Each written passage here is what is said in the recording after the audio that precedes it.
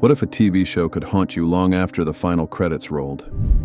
My log is afraid of fire. There's fire where you are going. In the town of Twin Peaks, nothing was ever as it seemed. Dreams bled into nightmares, and even the dead spoke. But behind the strange beauty and surreal terror was a cast that made it unforgettable.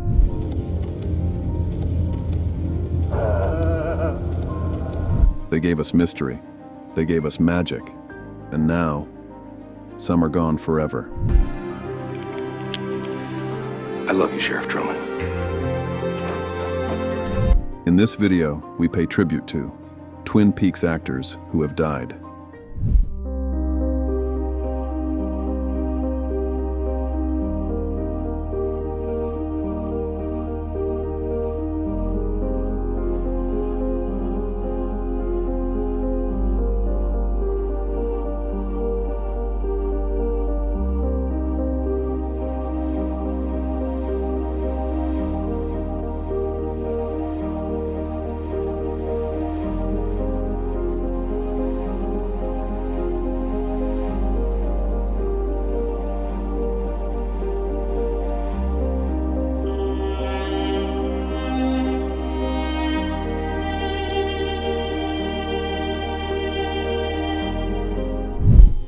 If you ever saw that wild grin in your nightmares, you've already met Frank Silva.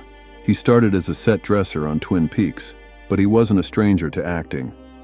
When David Lynch asked if he was an actor, Silva said yes.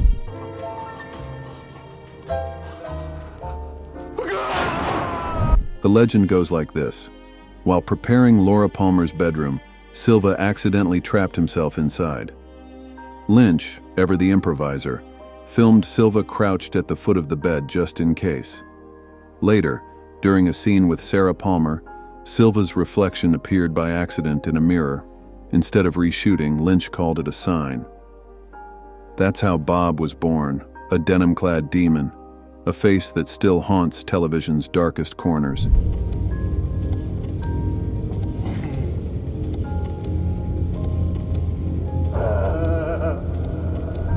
Frank Silva died in 1995 from AIDS-related complications, aged just 44.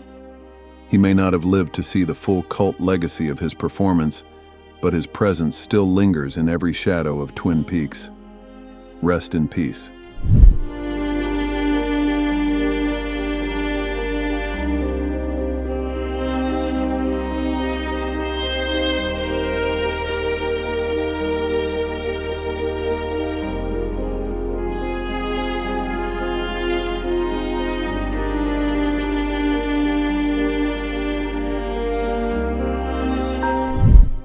She's dead, wrapped in plastic. If you remember that line, you remember Pete Martell and Jack Nance. She's dead, wrapped in plastic. Nance wasn't just another face in Twin Peaks. He was the first voice of its mystery. A Lynch regular since Eraserhead, Nance brought a sweet, bumbling charm to Pete, the mill worker with fish in his percolator and a heart stuck somewhere between two scheming women. His gentle confusion gave the town its first dose of surreal warmth, even as the horror unfolded. Now, let me get this straight. Your entire country is above the timberline? In December 1996, Jack Nance died at age 53 from a subdural hematoma caused by blunt force trauma, the result of a fight outside a donut shop in South Pasadena. He was found dead in his apartment the following day, and the case remains unsolved. Nance's struggles with alcoholism and personal tragedy shadowed his later years, but he helped shape the mood of Twin Peaks, and now his absence is part of its mystery too.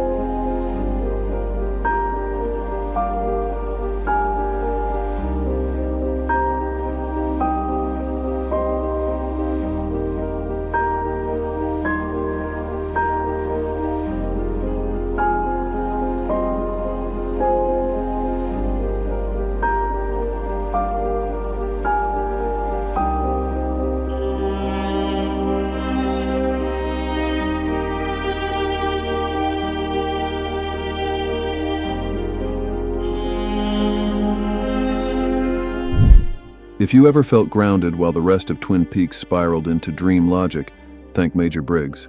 Don S. Davis played him with quiet strength, a stern father, a military man, and somehow, a spiritual anchor in a world ruled by owls and shadow. His unexpected monologue about seeing Bobby's future, happy, successful, at peace, was one of the series' most heartfelt moments.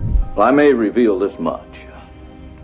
Among my many tasks is the maintenance of deep space monitors aimed at galaxies beyond our own. And then, just like that, he vanished into the mysticism of the woods, his fate left mysterious, woven into the show's deeper secrets.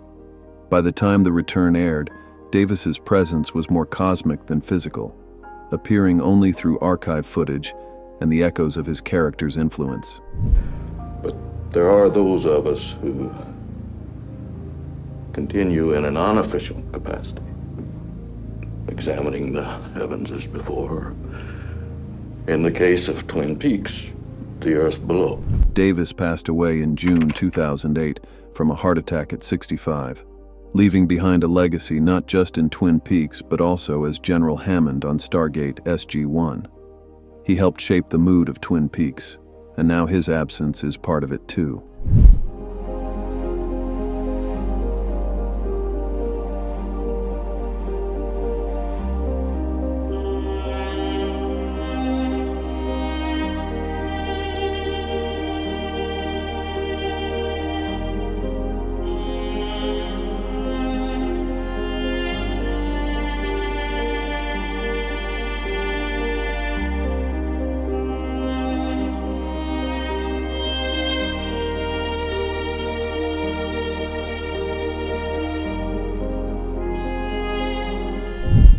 She wasn't just the log lady, she was Twin Peaks.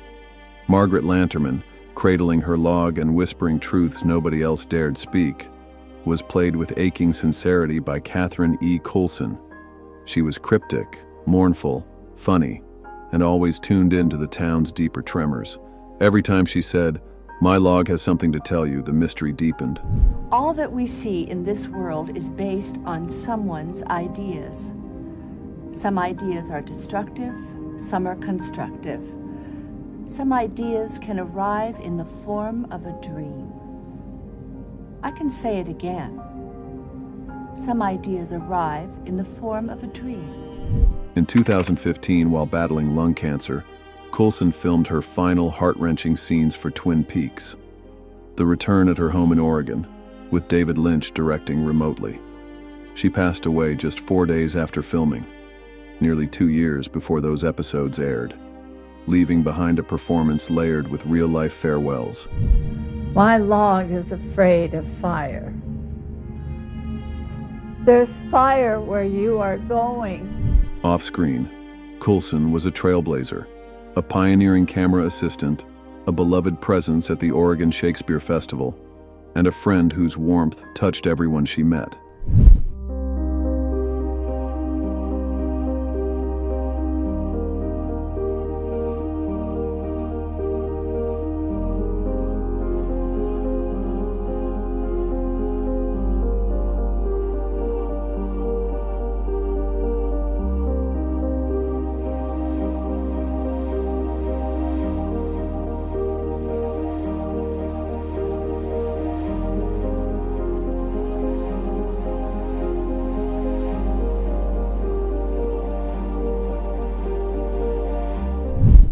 If you remember the man who cut through the mystery with sarcasm sharper than his scalpel, that was Albert Rosenfield. Miguel Ferrer's deadpan delivery gave Twin Peaks its bite. As the by-the-book FBI agent clashing with the town's homespun ways, he played Albert as abrasive but deeply principled. And just when you thought he was all edge, he'd drop a line like, "I love you, Sheriff Truman," and leave you floored. I love you, Sheriff Truman. Ferrer returned as Albert in Twin Peaks: The Return, appearing in 11 episodes that aired just months after his death from throat cancer in January 2017, at the age of 61. The closing credits of his first episode back included a tribute in his memory. You've gone soft in your old age. What? I said you've gone soft in your old age.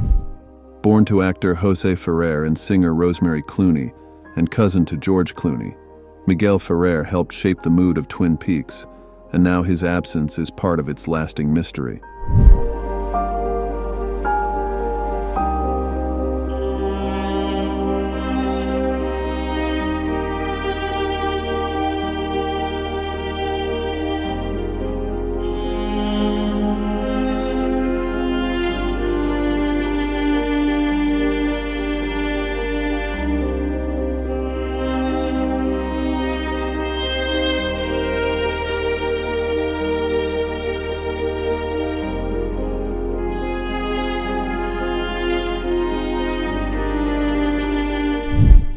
If you were drawn into the mystery of Twin Peaks, her performance is burned into your memory.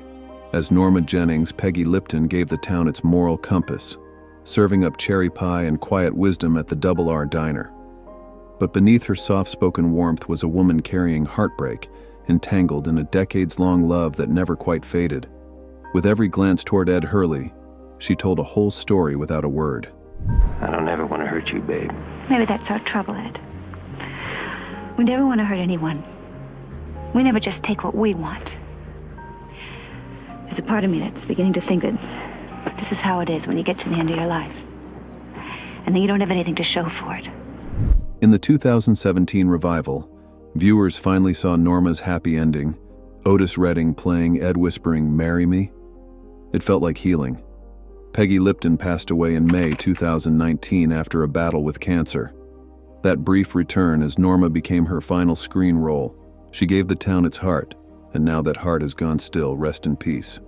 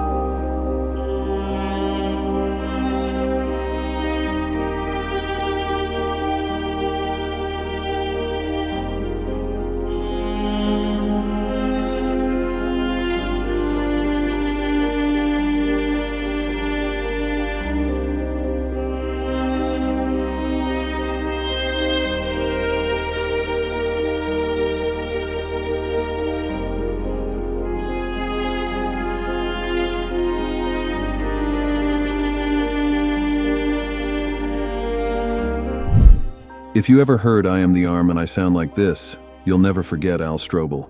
As the one-armed man, Philip Gerard, Strobel gave Twin Peaks one of its most unsettling presences.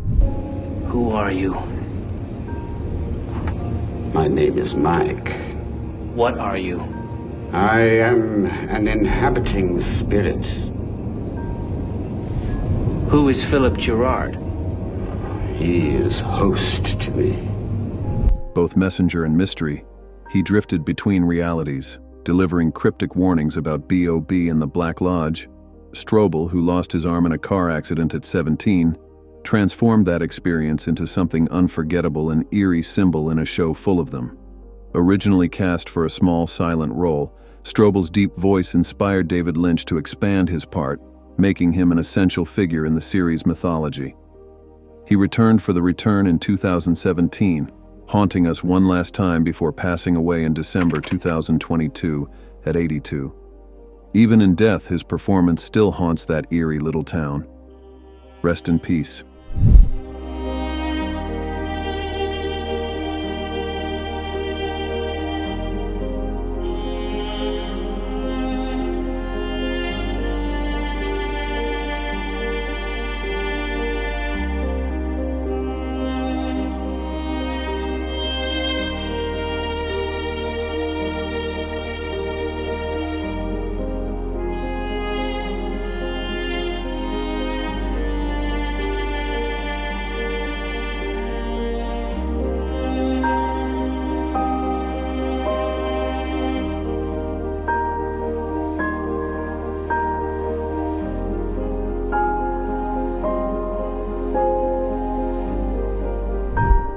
They stepped into a strange town and became part of television history.